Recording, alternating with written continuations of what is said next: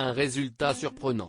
En 50 ans de carrière, Michel Sardou a beaucoup fait parler de lui.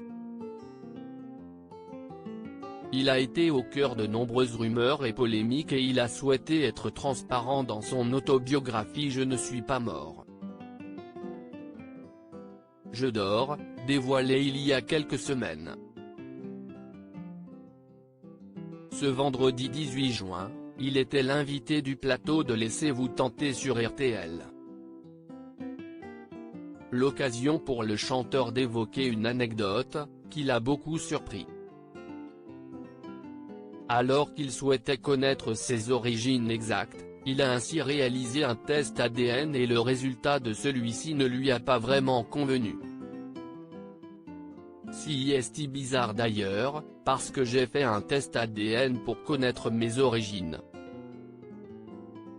Et moi dans ma tête, à cause de mon père, je me voyais italien depuis.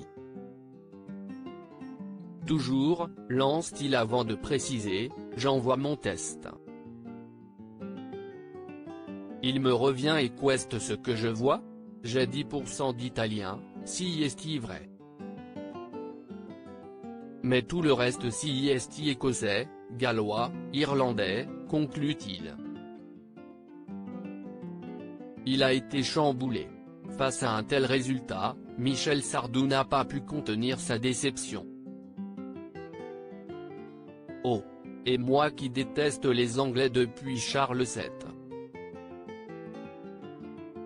Même avant, confia-t-il avant de préciser, eh bien allez savoir. Je leur ai demandé s'il était sûr.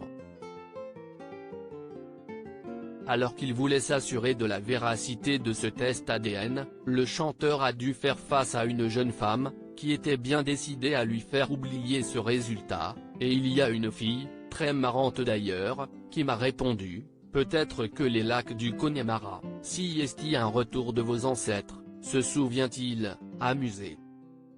Si celle-ci a souhaité mentionner cette chanson, si est car l'artiste avait révélé que les sonorités irlandaises proviennent essentiellement du synthétiseur de Jacques Revaux, qui avait subi la chaleur durant un voyage, et sonnait ainsi comme une cornemuse, révélait-il. Une petite anecdote qui aura changé les idées de Michel Sardou durant quelques minutes. Michel Sardou, que pense-t-il du succès des lacs du Connemara? Sur le plateau de RTL, Michel Sardou a enchaîné les confidences.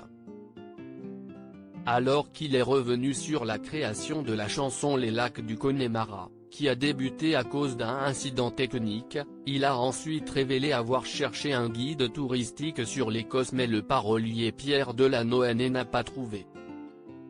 Il a trouvé des guides sur l'Irlande, se souvient-il.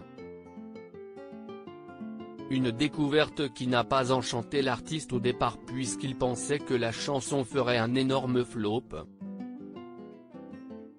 Elle a duré 7 minutes 54. Là j'ai dit, les mecs, on se plante la gueule complètement.